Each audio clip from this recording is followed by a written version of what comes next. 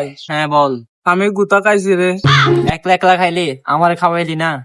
আরে গাদা, গুতা কোনো খাওয়ার নাকি? আমি তোরা খাওয়াইতাম। আমি মায়ের খাইছি রে, মায়ের। যাই হোক, তোর খাওয়ানো উচিত ছিল। আরে আমার মালিক আমার ইচ্ছা মতো পিটাইছে, এখন গালি দিতেছে। কেন, কি করছিস তুই? ভাই তুই তো জানাস আমি একটা বাসায় জব করি। হ্যাঁ ওদের একটা গোয়াল ঘর আছে, ওইটাও আমি সামলাই। হ্যাঁ। আর ওদের গোয়াল ঘরে গরু দুধ দিলে তো ওই দুধ আমি দুধ। গরু দুধ দিলে তো তুইও দুয়াবে।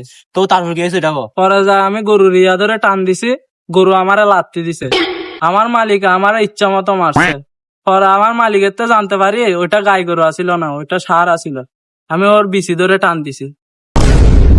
এর জন্য তো মারা আর গায়ে দেওয়া উচিত ছিল না, শুধু একটা বুয়ে তো বসছস।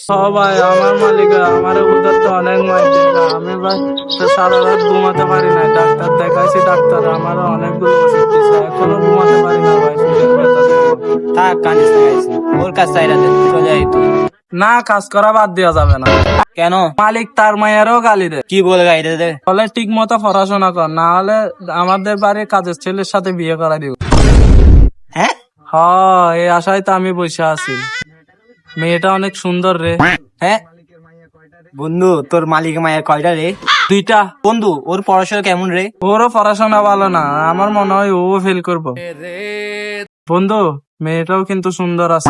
বন্ধু, তোর মালিক আর একটা কাজে ফল লাগবে না বলিস আমারে, আমিও ঢুকে যাবো।